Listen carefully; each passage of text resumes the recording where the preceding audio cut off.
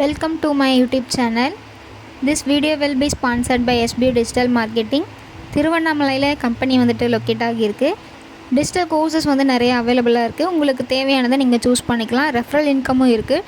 24/7 சப்போர்ட்டும் இருக்குது. நீங்கள் டீட்டெயில்ஸ் வேணும்னா இந்த நம்பருக்கு கான்டாக்ட் பண்ணுங்கள். The struggle to find courses that truly speak your language, it's finally over. Welcome to EduQuest, where learning is made just for you. At EduQuest, we bring you a wide range of online courses, from career building programs to skill boosting masterclasses, all in your regional language. Because we believe language should never be a barrier to success. Our courses are tailor made after understanding what today's learners really need. So why wait? Start learning the smarter, simpler way only with EduQuest. Visit eduquest.courses and explore your next course today. And hey, don't miss out on our exciting offers and promotions. Hi guys, இந்த மாதிரி இடத்துல தான் வந்து காளான் கிடைக்கும். நம்ம மழை பெஞ்சதுனால காளான் தேட தான் போகிறோம். ஃபஸ்ட்டே வந்துட்டு நமக்கு காளான் கிடச்சிச்சு. ஒரு 3 காளான் கிட்டே கிடச்சிச்சு. அது எல்லாமே நான் வீடியோ எடுக்கலை, 1-2 மட்டும்தான் எடுத்தேன். அதை வந்து நான் உங்களுக்கு ஷேர் பண்ணுறேன்.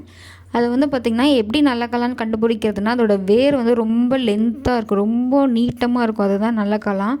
இப்போ கூட ரீசெண்டாக நியூஸில் வந்துட்டு காளான் கெட்ட காளானை சாப்பிட்டுட்டு விஷ காளானை சாப்பிட்டுட்டு ஹாஸ்பிட்டலில் அட்மிட் ஆகியிருக்கேன் அப்படின்ற மாதிரி நியூஸில் கேள்விப்பட்டேன். ஸோ நல்ல காளான் எப்படின்னு ஐடென்டிஃபை பண்ணிக்கோங்க. நல்லா ஒயிட்டாக இருக்கும், ரொம்ப லென்த்தாக இருக்கும். அதோடய வேர் வந்து பார்த்திங்கன்னா ரொம்ப லென்த்தாக இருக்கும். பாருங்கள், நான் வீடியோவில் காமிச்சிருக்கேன். அந்த மாதிரி லென்த்தாக இருக்கும். கட் பண்ணிவிட்டு தண்ணியில் போட்டு நல்லா வாஷ் பண்ணிக்கோங்க. 1 or 2 times வாஷ் பண்ணிக்கோங்க. பாருங்கள் எவ்வளோ ப்யூர் ஒயிட்டாக இருக்குது. இதுதான் வந்துட்டு நல்ல காளான். பார்த்தாலே தெரியும். அதோடய ஸ்மெல்லே வந்து ரொம்ப சூப்பராக இருக்கும். கெட்ட காளான்லாம் குட்டியாக தான் இருக்கும். இது வந்து பார்த்திங்கன்னா நம்ம அப்படியே வந்துட்டு காளான் செஞ்சிடலாம். செம்ம டேஸ்ட்டாக இருக்கும். கொஞ்சம் தான் கிடைக்கும், இருந்தாலும் அவ்வளோ சூப்பராக இருக்கும். இந்த மாதிரி எவ்வளோ தான் அமௌண்ட் கொடுத்தாலும் நமக்கு இந்த டேஸ்ட்டு வந்து எங்கேயுமே கிடைக்காது. அவ்வளோ டேஸ்ட்டாக இருக்கும். எப்படி செய்யுதுன்னு அப்படியே பார்க்கலாம் வாங்க. இவ்வளோ தான் இன்க்ரீடியன்ட்ஸ், இவ்வளோ தான், வேறு எதுவுமே தேவையே கிடையாது. சட்டி காயட்டும், நம்ம வந்து எண்ணெய் ஊற்றிட்டு நம்ம ஸ்டார்ட் பண்ணிடலாம். சட்டி நல்லாவே காஞ்சிச்சு. எண்ணெய் வந்து கம்மியாக ஊற்றிக்கோங்க. உங்களுக்கு வேணும்னா எக்ஸ்ட்ரா ஊற்றிக்கோங்க. எண்ணெய் ஊற்றிட்டு கடுகு வந்து போட்டு பொரியட்டும். கடுகு பொரிச்சதுக்கப்புறம் குட்டி குட்டி வெங்காயம், சின்ன வெங்காயம் இருக்கும் பார்த்திங்களா, அதை வந்து குட்டி குட்டியாக கட் பண்ணி நல்லா நீல வாக்கில் கட் பண்ணி போட்டுக்கோங்க.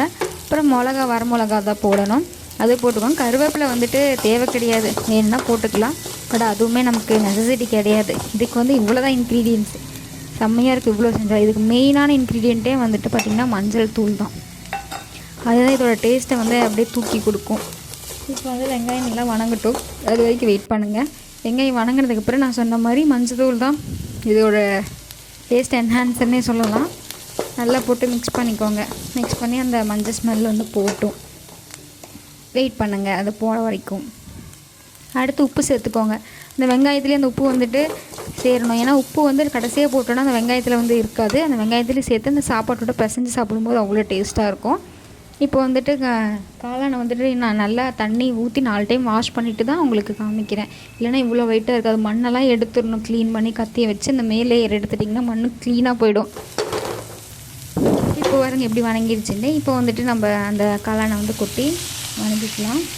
காளான் க்ளீன் பண்ணுறது வந்து பார்த்திங்கன்னா தண்ணியில் ஃபஸ்ட்டு போடாதீங்க. தண்ணியில் போட்டுட்டு எடுத்திங்கன்னா உங்களால் சீக்கிரம் க்ளீன் பண்ண முடியாது. தண்ணியில் போடுறதுக்கு முன்னாடியே அந்த மண்ணெல்லாம் க்ளீன் பண்ணிட்டு அதுக்கப்புறம் தண்ணியில் போடுங்க. பாருங்கள், அதிலே தண்ணி விடும். அப்படியே கொஞ்சம் மூடி வச்சுருங்க. அப்படி தண்ணி வந்து கம்மியாக இருந்துச்சுன்னா லைட்டாக நம்ம வந்து ஊற்றிக்கலாம். அது வேகணும். காளான் வேக லேட் ஆகும், வெயிட் பண்ணுங்கள். நார்மல் நம்ம கடையில் வந்து கிடைக்கிற காளான் சீக்கிரம் வந்துடும். ஆனால் இந்த நேச்சுரல் காளான் வந்துட்டு லேட் ஆகும். அதுலேயே வந்து வேக வச்சாலும் வைக்கலாம். அந்த அதுலேயே தண்ணி வருது பார்த்திங்களா, அதில் சீக்கிரம் வந்துடும். தண்ணி ஊற்றி நம்ம சாப்பாட்டில் பிசைஞ்ச அளவுக்கு தண்ணி ஊற்றி வேக வைங்க. அதோட எசன்ஸ் எல்லாம் அந்த தண்ணியில் இறங்கணும். அப்போ தான் நம்ம சாப்பாடு பிசைஞ்சு சாப்பிடும்போது அவ்வளோ டேஸ்ட்டாக இருக்கும். ஒரு குண்டா சாப்பாடு சாப்பிட்றலாம் அந்த துக்குளியோண்டு காளானில். அவ்வளோதான், ரெடி ஆகிடுச்சு. காலையிலையும் சாப்பிட்டுட்டு மதியத்துக்கும் நான் வந்து இது தான் சாப்பிட்டேன். அவ்வளோ டேஸ்ட்டாக இருந்துச்சு. எனக்கு ரொம்ப பிடிக்கும். கமெண்ட் பண்ணுங்கள். பாய்.